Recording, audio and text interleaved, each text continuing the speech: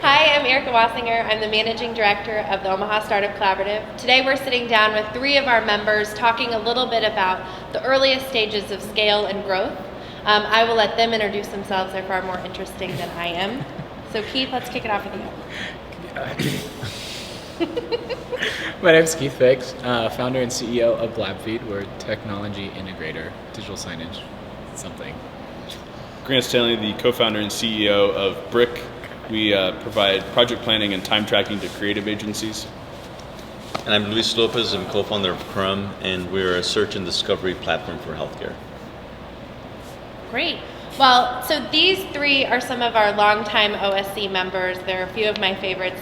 And I wanted to sit down and talk with them today a little bit about the unique stage that they're all experiencing right now within just a few months of each other. So all of these CEOs have gone through something unique recently, and the stance that they've made a very critical hire. So that very first employee, that third person on the team. So I want to sit down and talk with you guys about that today and about some of the lessons learned in making that first hire, that first employee that comes on, and the expectations you may have of them, the expectations they may have of you. And then Keith, in your situation, how you've gone beyond just that third person, the fourth, fifth, sixth person, and how the roles continue to evolve and change. So, mind if I kick it off? Please. Yeah. So, I've done this before, and the third hire of my last business, Contemporary Analysis, was absolutely crucial to our success. The three of us were able to get to $1 million in revenue within like 8 months of bringing on that third employee, and they were really a strong leader, which was great. With Brick, though, what I learned was with that third employee, they came on for a certain type of business, and as a business grows, when you're growing 300 to 500% a year, that third hire is joining a company that does not look like the company that's going to be around in 2 or 3 years, and so our visions. I didn't curate the vision very well, and so over all of that rapid change, what he wanted out of the business was a lot different than what my partner and I, Tad, wanted out of the business. So with Brick, I was very intentional about creating a business plan, and that business plan was for investors, but it was really for the employees that I brought on, that they knew what our plan was, where the company was going, and that they weren't just buying into where we were today, but they understood the trajectory, because today we're a project planning and time tracking system, but we have bigger ambitions to use data science and predictive analytics to help creative agencies make very strategic, crucial decisions, and so they need to know where the company's headed. And something interesting about both of your third hires is you guys hired right out of code schools. So can you talk a little bit about that decision and the decision to detract a little from the typical graduate path and find talent elsewhere? You want to take Sure. it? Yeah. So we ended up hiring from there. We didn't really have a preference to start off. We just wanted someone that, number one, could at least knew the basic of to code in the language that we were using, which is Ruby, and code school obviously taught that. But it's been pretty interesting because you're not hiring someone that works at a corporate firm that's used to getting paid $90K and using a legacy system, and so it's actually even more expensive, besides the salary, to bring them onto your company and then try to have them learn a completely new language, or starting to use more modern tools. So it's just more detrimental to the company in the short term, obviously. Our code school experience was actually pretty good. We ended up running with, so his name is Steven. He had never taken a programming class before, but is actually really, really darn good at programming right after code school. And so we like that hectic environment, which emulates a lot of what startups are all about, which is 1 week you're doing something and you're prototyping, and then 3 weeks later, it's like, holy crap, this is failing. Come up with something completely new. And so coming from that type of environment was actually a really good thing for us, because we've been able to prototype, and then him as a person, he used to work at his dad's old company, and so his father, when you work in an environment like that, you're okay with not necessarily adhering to the job description, and if you need to do something, then you get it done, which was like one of the best things, and that's what we look for, in hiring. And jumping into your first question, is we try to find someone who can adapt quickly and is okay with being in that environment where we can't always necessarily communicate things, because sometimes we don't even know where we're going half the time, especially at the early stage or in between the processes. And so that was a really good thing, that combination of the code school and bring them on board based on his previous experience was just great for us. You mind if I give an opposite perspective? Of course. I would love an opposite perspective. Yes.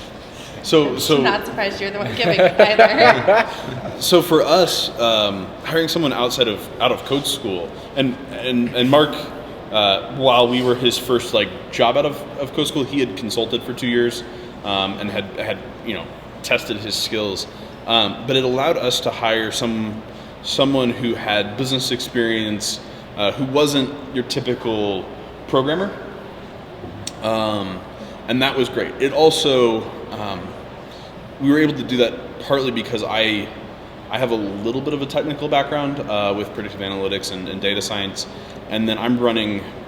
We have a pretty rigorous product management discipline. So similar to that business plan of having a plan of where we're going, we also have features up to a year out for how our product is going to evolve and things.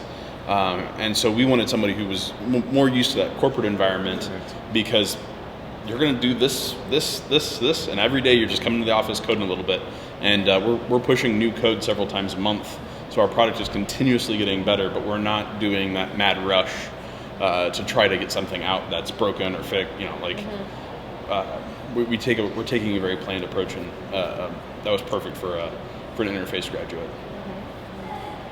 And I'll just kind of echo a little bit of that. And we've actually had 2 people come to us from Interface on our team and have been totally stellar, because they have that. They're not 100% technical or 100% designer. They've got this unique skill set that I really think is going to be very much more important, down the road, as more and more we see more of these startups, we see more of this shift in thinking and doing work. And so it's actually been a really good experience and great for us too. Have you found that they have more realistic expectations than someone coming right out of university? Yeah, I think that they're ready to they really understand what being in a startup is versus taking a corporate job.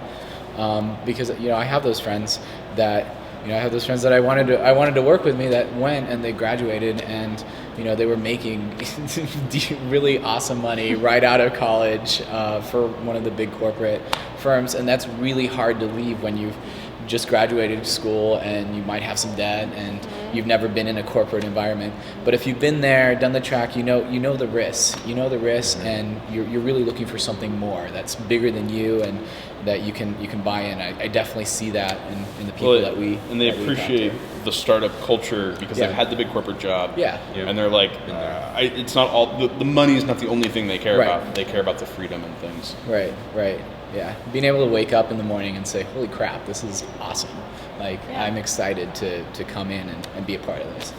It's an interesting point. There's sort of aligning to vision, and you kind of echoed a little bit of this. We're figuring out the vision as we go. We have an idea for the next year. How do you guys as CEOs align your team toward the vision and keep them motivated and keep them coming in? Oftentimes working for peanuts, but all hours of the day doing so. Yeah, I'll just start on that one.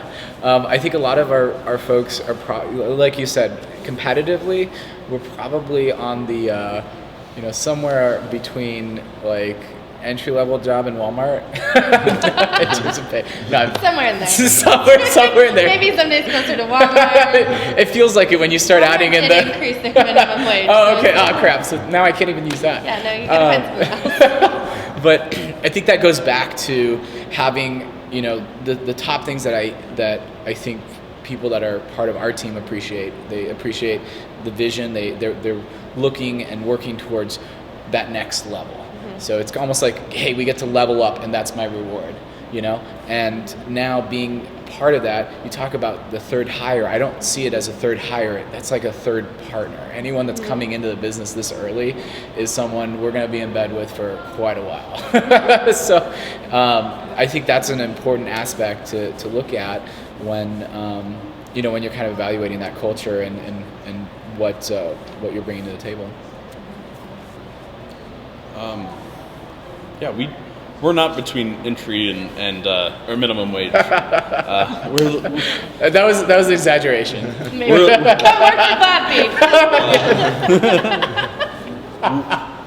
worked for We're probably. I've bootstrapped before, and I've burned out.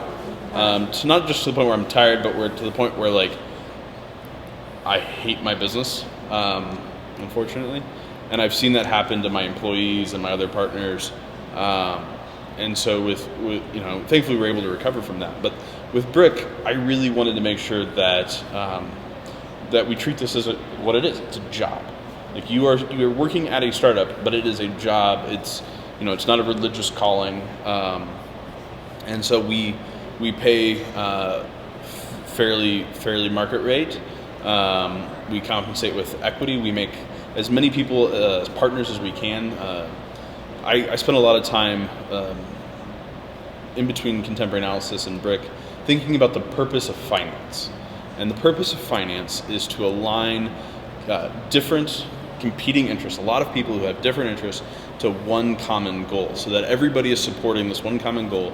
And if that thing succeeds, then all the parties succeed. And so I've been fairly. I've tried to use equity in a way that not just giving people percents, but saying, here's what you've given up in order to get this value of the company. I track how the balance sheet is growing over time, how the value of our company is growing. And I've taken a very analytical approach, if you could imagine, to setting out that vision and making sure that that's consistent and having people buy into that. But I also learned the value at contemporary analysis of not oversharing information or emotions. So I would come into work when I was tired, I would come into work when I was sad, stressed out, and your employees can sense that, and they start to make plans based on you being emotional. And so, as I've matured as a CEO, I've worked really hard to make sure that I keep even, that I don't have either good and I don't have bad days. I just have Grant days, and that I don't think aloud. Because when you think aloud in front of your employees, you're giving them directions. They interpret it as directions. While you might just be like, I'm exploring an idea, and you can create chaos and stress more so than just working at a small startup.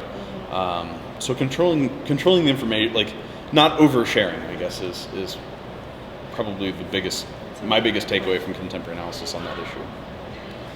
Yeah, I think for us, and I can also echo as you use that term. A few of the things we have this thing at Crumb that we're developing as we grow, and it's called the unconventional genius, which is the type of person that we really try to look for when we're hiring someone.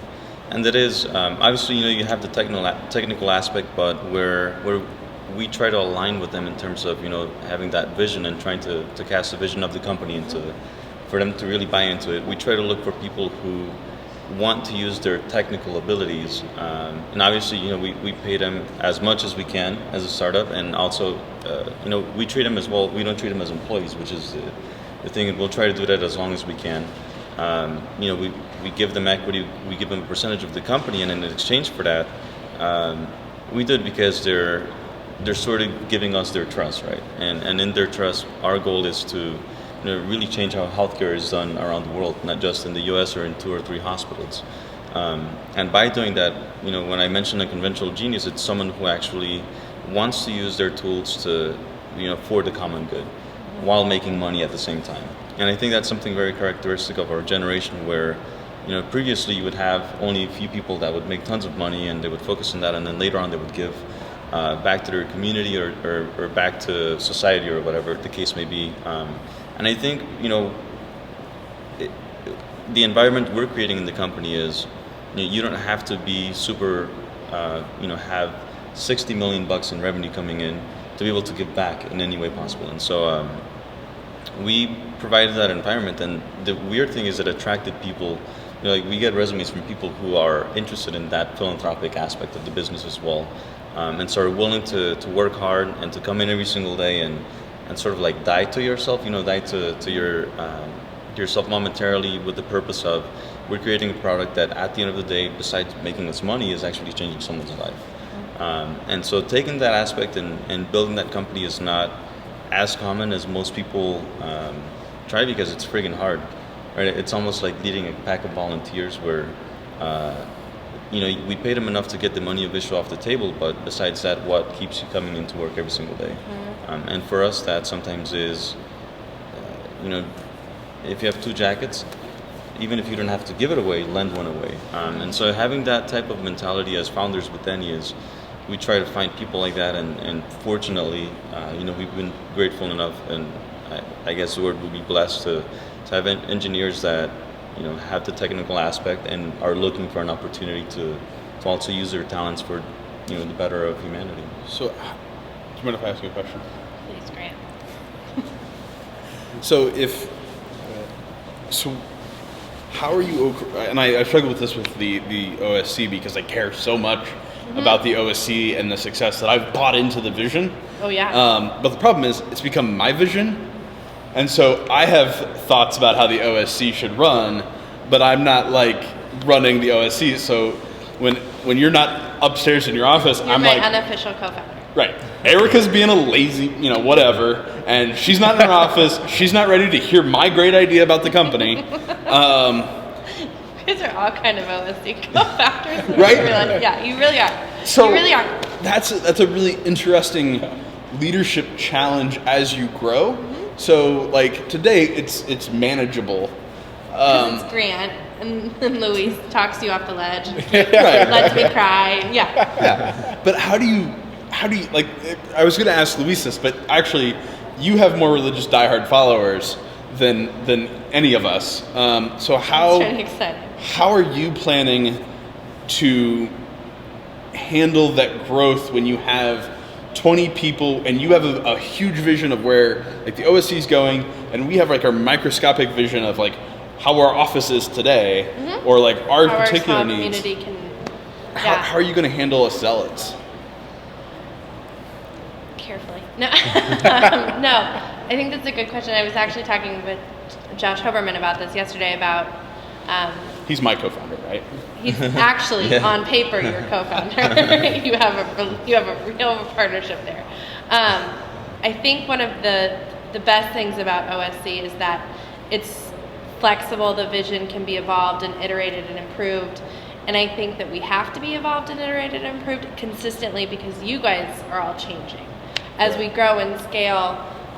One thing that Tom Chapman and Shane Reeser and several others have been saying pretty religiously, to use that word, is find the teams that you want to bet big on. So find the founders that you care deeply about. Find the members that can really impact not just their own company, but the economy locally, and who, selfishly, for OSC's perspective, really believe like you can do this in Omaha, and we're so stubborn that we are going to do it in Omaha. Despite all the odds, we're going to do it here.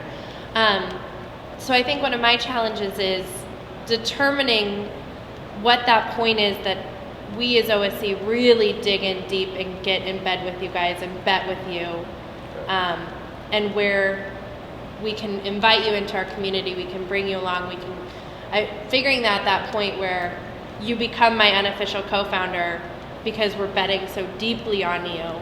And then what is the program and what's the value that we can bring before we can make that big, push all those chips to the center type bet. So I think to answer your question directly, I need to be worried and concerned and constantly thinking about the top priorities of the teams that have the most impact on Omaha as a whole, the most scalability, the most potential.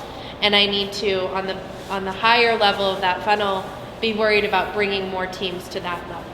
So how are you communicating your vision to us in the community abroad? Like what vehicles are you using to say, okay, here's where we're at, here's stage 1, here's stage 2, here's stage 10. I know you have it in your head. How are you getting it down and sharing it? Out of my head.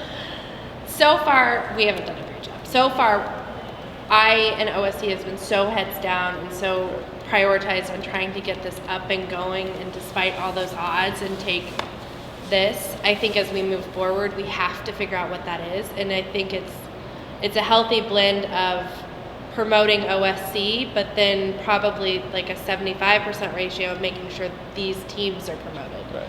So while OSC has a piece of that conversation, has a piece of that Well, and if you exposure, tell us the but it's, vision, we'll promote it. yeah.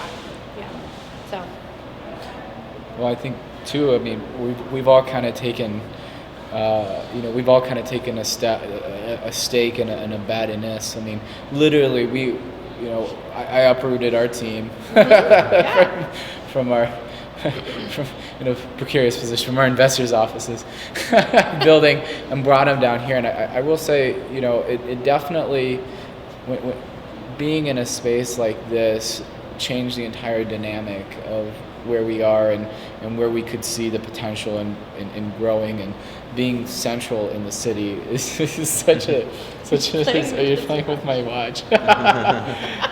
is definitely such a huge value, and so I think that's kind of a testament to what you've built so far and the potential that really is here. I mean, we had a couple of people when we started, and then midway we had to figure out, oh heck, how are we gonna bring everyone, where are we gonna put people? We're in a closet practically, and so I guess having that flexibility and having that just consistency of being around other really smart people, and these as cliche as it is, these collisions are just really they help they are everything. Yeah, And, so much I think of our business model is that magic that OSC cannot take credit for that. We can take credit for having like the floor plan and the space and then the lunches and some mentors and stuff like that, but it's really the collision is where the magic happens. Agreed, because like my dad always said something to me when I was growing up, and he says, as a leader, everything rises and falls in leadership, right? Quoting John Maxwell. On leadership. Everything rises and falls on leadership. And at the end of the day, it's influence, right? It's what makes things happen.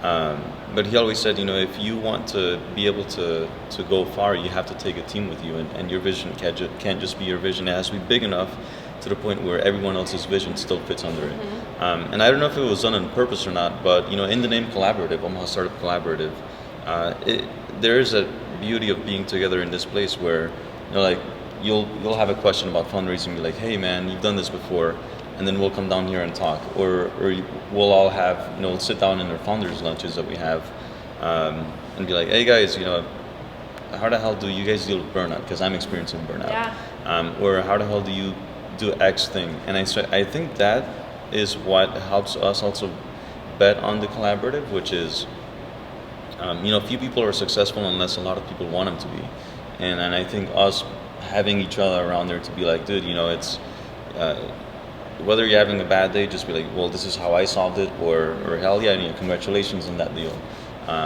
They're just being there around each other that actually fuels the passion that at the end of the day we all feel towards the group, for each other, because. And it sounds super cliche, but this is a battle that we're all fighting. We're all fighting against huge institutions for the most part, very big corporations that have multi-billion-dollar budgets, and we're sort of the Davids versus the Goliaths, right?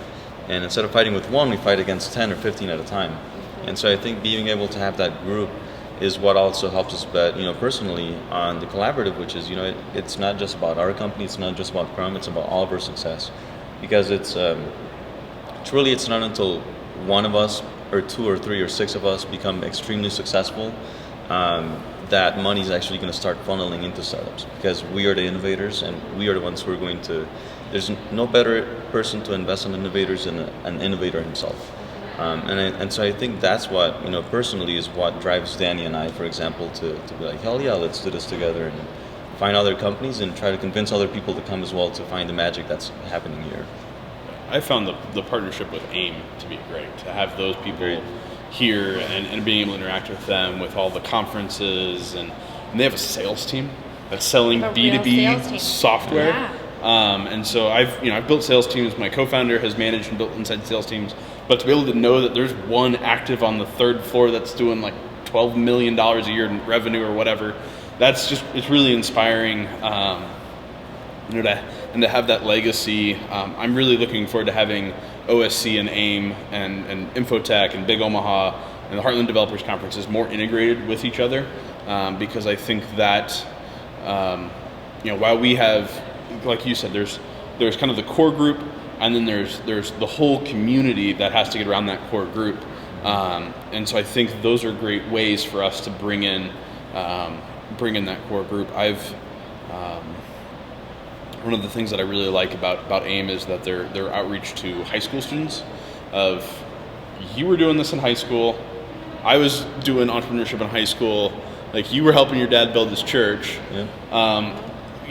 We often think, in a corporate job or in a corporate profession, you go to college for what you're doing for the rest of your life, and what entrepreneurs and technical people do in elementary school sets them up for what they're going to do for the rest of their life. And so I really like that AIM we're going all the way from elementary school, high school, to your profession, and that continuum that's been created with the OSC and the AIM collaboration is amazing. Mm-hmm. Absolutely.